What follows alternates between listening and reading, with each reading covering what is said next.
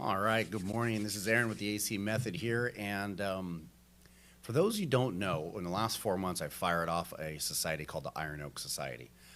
Very proud of it. Me and 5 other founders put this society together. We actually broke away from another society that we'd been a part of for years. We didn't like the direction it was going.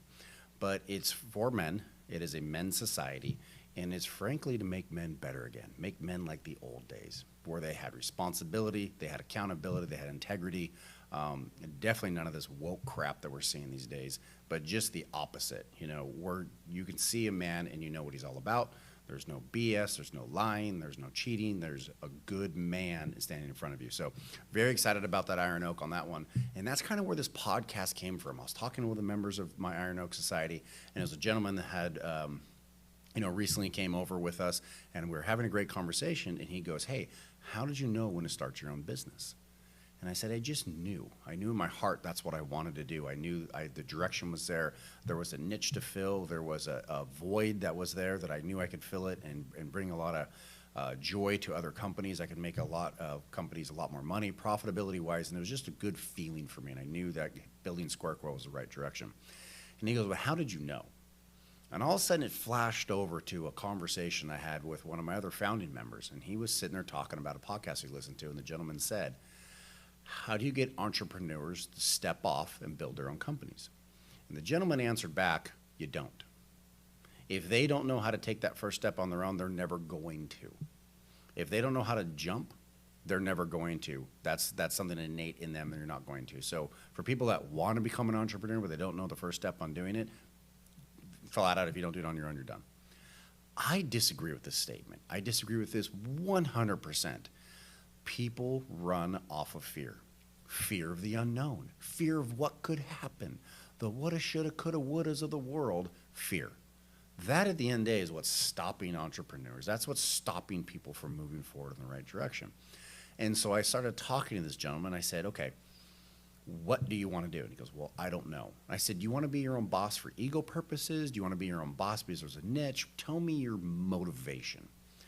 And he says, I don't do good in organization. I see something, I want to jump all over it. I want to laser focus into it. And then sometimes the boss doesn't, want that. They just want this broad spectrum for me to cover the cross the T's and dot the I's, so to speak. And I said, okay, so when you get a passion project, you're very passionate about it. And he goes, yeah. I said, okay, what are you passionate about that you believe there's a void in this world that you need to fill it? Where's that niche coming from? Where's it going to go? And so then he started to say, well, I have X, Y, Z. This is my passion, what I like. And I said, okay, fine. So then I started asking all my basic questions. If you've ever interviewed with me or been with some of my consulting classes, you know these, so forgive if I'm repeating myself.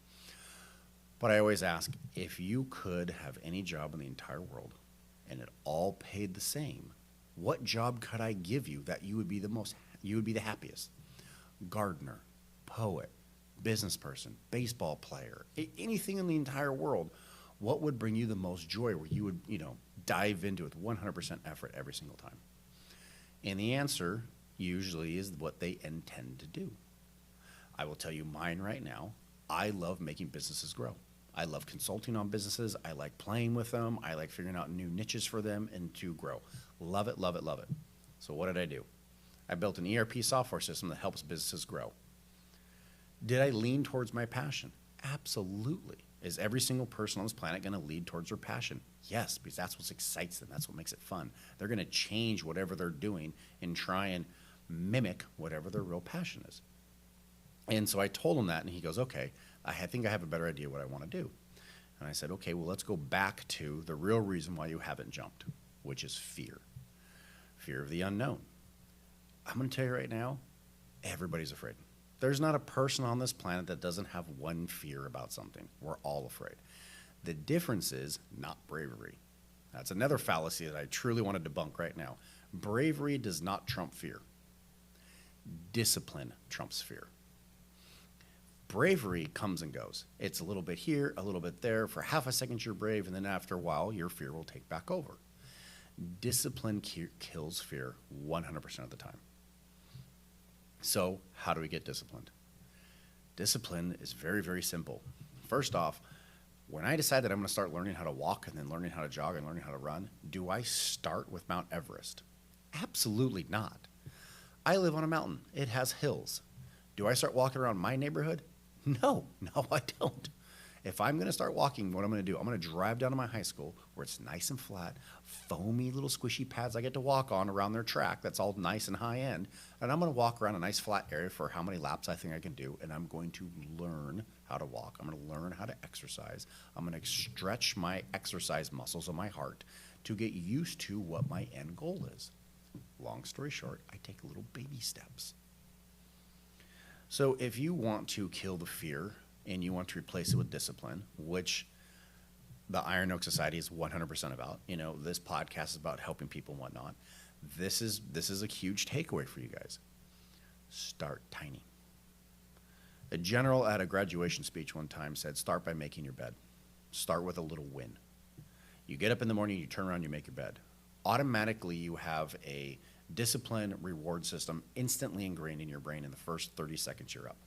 Your bed looks beautiful. It looks very nice. It brings you peace. The more clean your house is, the more peace you have, the more cluttered it is. It's a subconscious thing. Your bed is beautiful, it's nice, and you've already stacked a win in the first 30 seconds. What do you think that's going to do for your brain? The brain's going to get used to it. It's going to like it. It's going to like the dopamine effect that it has when you've made your bed. Was that Mount Everest, or was it something very, very tiny? I think it was something really tiny, and it's a great building block for the foundation of what discipline looks like. Set clear standards and expectations. Set reasonable standards and expectations. They always say, inspect what you expect. If you can't inspect it and see that you've done it right, then you can't expect anything to be done correctly. You have to put a standard in place. I'm going to make my bed. It's going to look like this. The pillows will be underneath the comforter. This is now a done, made bed. What's another discipline thing that's super simple? Have breakfast by 7:30 a.m. Now I got to get up at a certain hour. Now I got to make my bed, and I got to go make breakfast. But I got to have it done by 7:30. It's not difficult. It's not hard. But you're starting to put disciplined borders in your life. You're starting to set up little standards of what it is. Do that for 1 week. By the end of that week, it'll be super simple. You wouldn't even think about it. Wouldn't even register in your brain at the end of 7 days. Add something else. Add something a little bit more difficult. Maybe I'm going to read 10 pages in a book. Maybe 2 weeks from now, I'm going to read 20 pages in a book. But set truly obtainable goals. That's the first step of discipline. Now, if I can do that, why can't I be an entrepreneur and start my own business? You could.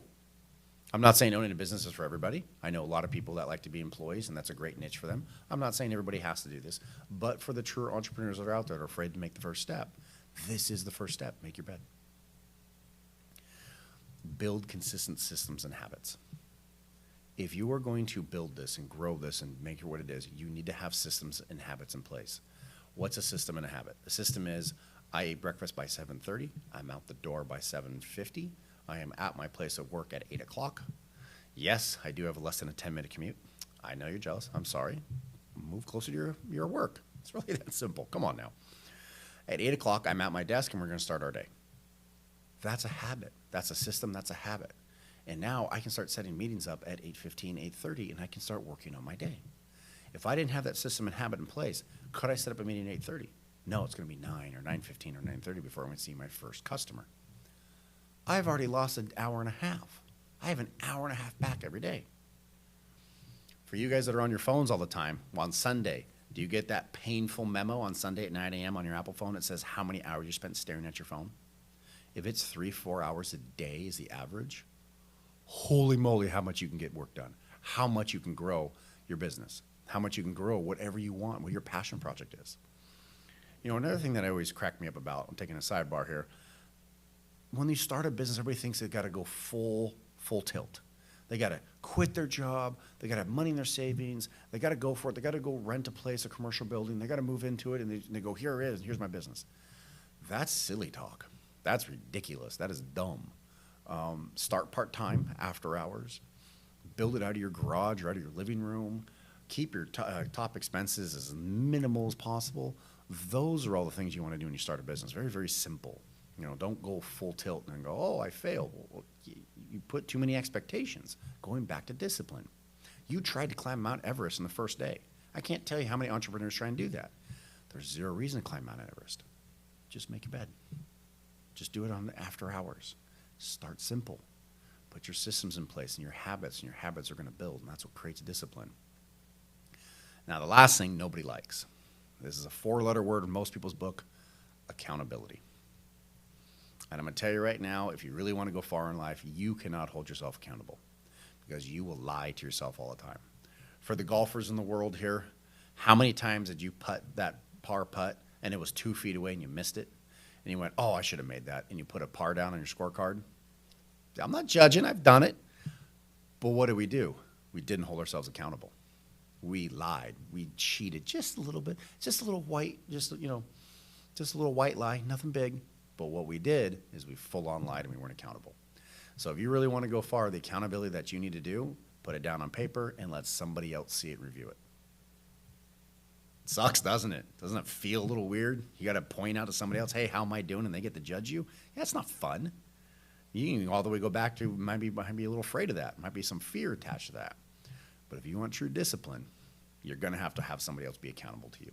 Because how else are you going to grow? If you're accountable, you're going to have metrics. And you're going to have to grow. And you have to look at them and say, okay, I was a 5 today. I'm a 6 tomorrow. I'm a 7 the next day. You have to see metrics of how you're growing. You have to look at it. For all the people who have been in the gym, right, when you're working out all the time, are you measuring the scale?